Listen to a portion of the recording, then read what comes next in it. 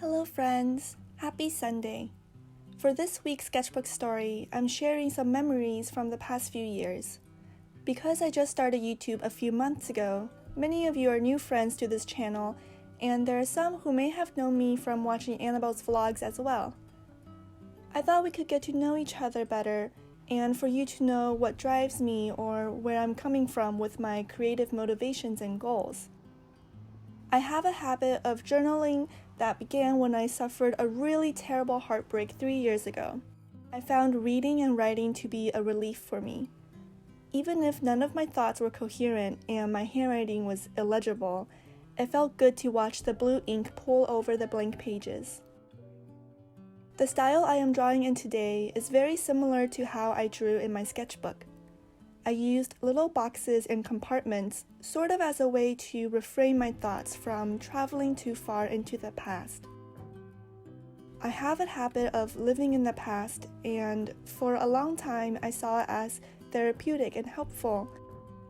But in the recent years, I've come to realize how living in the past actually holds me back and how I actually don't really benefit from reliving my painful experiences. This habit led to me believing my identity and sense of self was valid and important because of pain and heartbreak, that I had significance because I felt this immense sadness inside.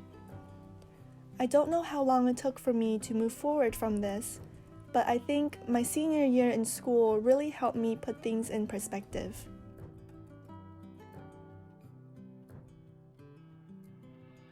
I approached a crossroad where I had the option to work on myself, or to continue feeling sorry for myself, or feeling guilty and dependent on others. This form of work came to be because of my portfolio, because I had this creative outlet which demands progress and negotiation and introspection. It was no longer abstract. Pain became a reminder for me to continue my growth. I'm really glad I have my sketchbook as a way to reflect on these transformations. I felt less lonely, and this led to me being able to spend more and more time by myself, with myself. I started going outside just to walk around in my neighborhood. In New England, every house is different from each other, and I always find little quirks about them that makes me happy. My relationship with nature also improved as I formed attachments to specific trees or parts of a riverbank. I collect acorns in the fall, and I keep the little acorn caps because I see it as currency almost for fairies if I ever needed a favor from them. I don't believe my future is predestined, but I also believe there are challenges and trauma I was meant to go through during certain chapters of my life. When I shift my attention away from my fears and anxiety, I am making room to embrace the love and support in my community, and I realize I don't have to do everything on my own.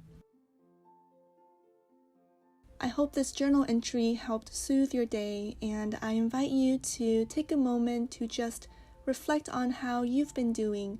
If you are okay, and if you are not okay, there's nothing wrong with that. I don't know if I will be making too many videos like this, as it feels sort of too personal for me, and I prefer providing resources and information-based videos for you. Please let me know your thoughts and just how you are feeling today. I always read your messages, and I will try my best to be here to support you. Before I go, I just want to make a quick announcement of our new shop on pyperbleu. I was able to put up a sample sale of my recent works from RISD, and I am so happy to be able to share this with you. Thank you for watching this video and for being by my side. You mean so much to me, and you really are a big reason why I constantly push myself forward. I cannot be where I am at now without you, so thank you again. I hope you have a wonderful day or night, and I will talk to you soon.